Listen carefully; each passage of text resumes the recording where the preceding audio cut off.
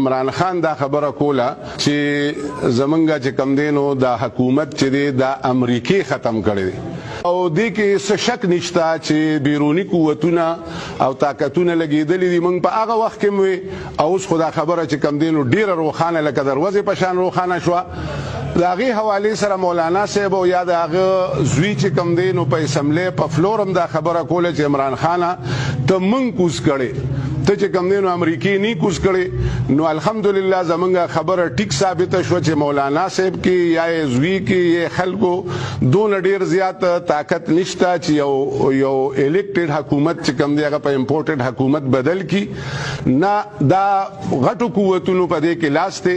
او هغې دام کلیر کړی دا چې موږ په دې خپو چې د یوکراین په خلاف چې کم دی نو دی د روس خلاف بیان ولې ورنکه او د یورپین یونین او یا د نیټو یا د امریکای چې کم دی نو مرسته ولې ونکړه. نو اوس دا خبره هم ثابته شو چې دا امپورټډ حکومت او چا چې وی چې ته مونږ کوز کړی نو هغې دی اوس دا سوچو کې چې دی د ځان دپاره کوز کړی که د بل چا په اشاره کوز کړی چا دباو کړي که چا پیسې ورکړی وي دا وضاحت ته هغې وکړي. واخر دعوانا ان الحمد لله رب العالمین.